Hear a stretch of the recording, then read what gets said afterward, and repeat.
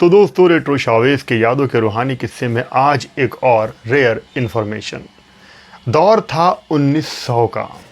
अंग्रेज़ी सरकार की हुकूमत थी और इलाहाबाद में, जो कि आज प्रयागराज बन चुका है, वहाँ पर एक तवायफ हुआ करती थी दलीपा बाई और उनकी बेटी थी जद्दन बाई। जद्दन बाई बहुत अच्छा गाया करती थी। आज का ये किस्सा जद्दन बाई पर ही है। लेकिन पहले हम जान लेते हैं कि दलीपा बाई कोठे पर कैसे पहुंची, क्या उनकी कहानी थी। जद्दन बाई का जन्म हुआ था सन 1892 में बनारस में। उनके पिता का नाम था मियाँ जान, जिनको जद्दन बाई ने 5 साल की उम्र में ही खो दिया था। लेकिन जद्दन बाई की माँ दलीपा बाई कोठे पर कैसे पहुंची और जद्दन बाई और दलीपा बाई के नाम में ये फ़र्क क्यों है।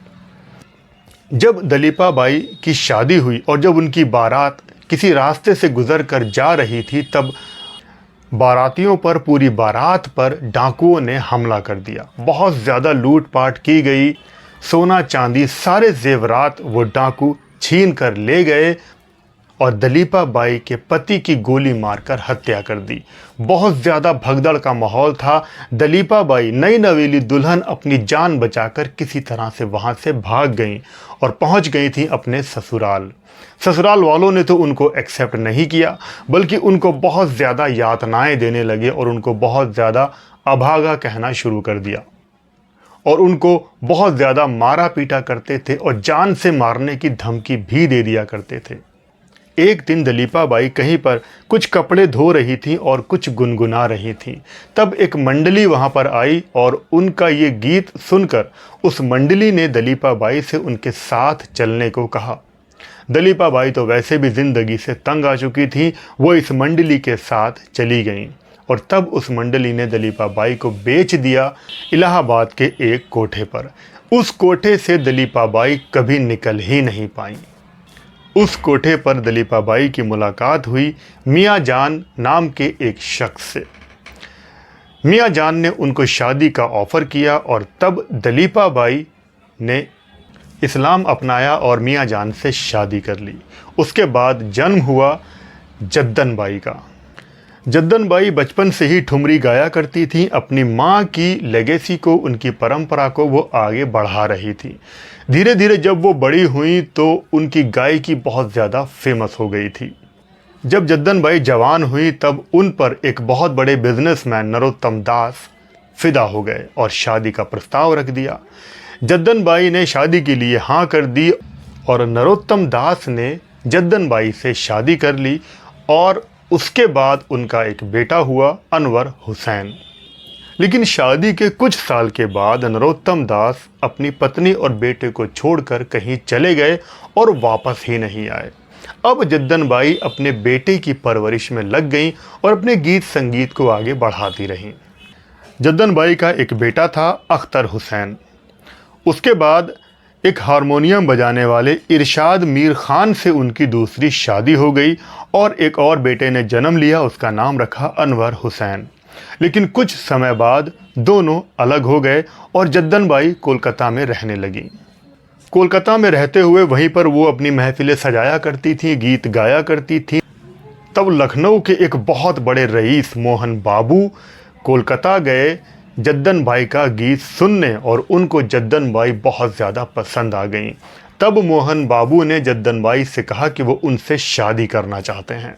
लेकिन जद्दन बाई ने बहुत ही समझदारी से जवाब दिया कि तुम पहले अपने घर वालों से ये परमिशन लेकर आओ कि तुम एक मुस्लिम तवायफ से शादी करना चाहते हो, जो कि पहले से 2 शादियां कर चुकी है। मोहन बाबू ये सुनकर वापस चले गए और कई सालों तक आए ही नहीं।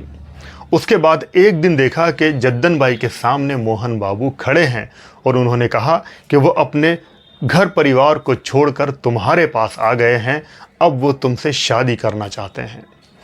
मोहन बाबू की इस दरिया दिली को देखकर जद्दन बाई ने भी हाँ कह दी। शादी के बाद मोहन बाबू बन गए राशिद। उसके बाद इनके घर में एक बच्ची का जन्म हुआ जिसका नाम रखा नरगिस, जो कि आगे चलकर 50 के दशक की एक बहुत बड़ी हीरोइन बनी। नरगिस का जन्म हुआ था साल 1929 में। सादत हसन मंटो एक बात बताते हैं कि जब जद्दन बाई महफिलों में गाया करती थी तब राजा महाराजा और नवाब उन पर सोने चांदी की बरसात कर दिया करते थे। लेकिन जद्दन बाई बहुत ही खुददार थीं। वो किसी भी सोने चांदी को हाथ नहीं लगाती थीं और अपने पति के सामने हाथ जोड़कर खड़ी हो जाया करती थीं। इसी बीच जद्दन बाई के गीत बहुत ज़्यादा पॉपुलर होने लगे थे। देश भर में उनकी पहचान बनने लगी थी। उनके गीत कई रेडियो स्टेशन से भी सुनाए जाने लगे थे और देश भर में उनकी आवाज़ को पहचाना जाने लगा था। उसके बाद ग्रामोफोन कंपनी ने भी उनकी गज़लों को रिकॉर्ड भी करवाया। लागा करेजवा में चोट जद्दन बाई का सबसे लोकप्रिय गाना रहा।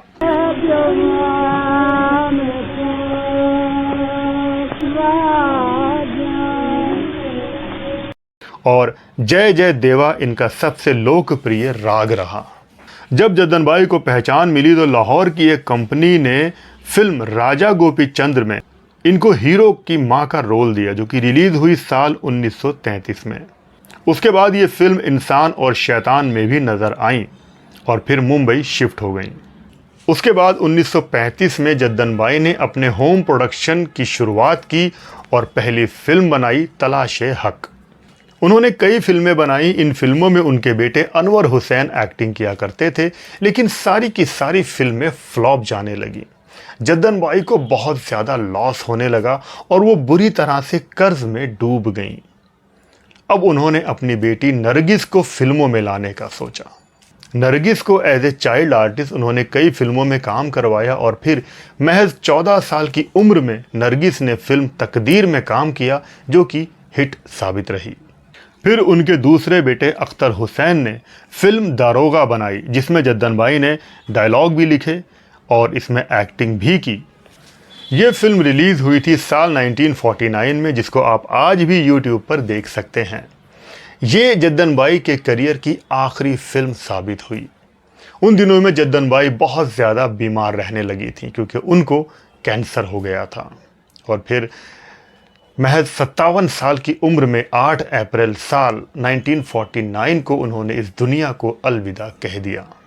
लेकिन जाने से पहले उन्होंने हिंदी सिनेमा में बहुत कुछ ऐसा कर दिया था, कुछ इतिहास टाइप का रच दिया था कि हिंदी सिनेमा काफ़ी आगे बढ़ चुका था। लेकिन अफसोस की बात यह रही कि वो अपनी बेटी को स्टार बनते हुए नहीं देख पाई। 50 के दशक की नरगिस टॉप की हीरोइनों में शामिल रही थी। जद्दन बाई को मुंबई के बाबा कब्रिस्तान में दफनाया गया था। और देखिए, जद्दन बाई के गुजर जाने के बहुत सालों बाद साल 1981 में उनकी बेटी नरगिस को भी कैंसर ने जकड़ लिया और 1981 में उन्होंने भी कैंसर की वजह से आखिरी सांस ली। कहा जाता है कि नरगिस को भी मुंबई के उसी कब्रिस्तान में उनकी मां के बराबर में दफनाया गया। ये भी कहा जाता है कि जिस दिन जद्दन बाई ने इस दुनिया में आखिरी सांस ली थी, उस दिन उनको श्रद्धांजलि देने के लिए फिल्म इंडस्ट्री के बहुत सारे लोग आए थे और सब ने एक दिन की शूटिंग रोक दी थी। सारे स्टूडियो को बंद कर दिया गया था, कहीं पर कोई शूटिंग नहीं चल रही थी। तो जद्दन बाई से जुड़ी यही कुछ बातें थी जो आपके सामने रखनी थी। ये इन्फॉर्मेशन आपको कैसी लगी ज़रूर बताइएगा। वीडियो पसंद आया हो तो वीडियो को लाइक कर देना, चैनल पर नए हो तो सब्सक्राइब कर लेना। आप लोग अपना बहुत बहुत ख्याल रखें और देखते रहें रेट्रो शोवेज। जय भारत, जय हिंद।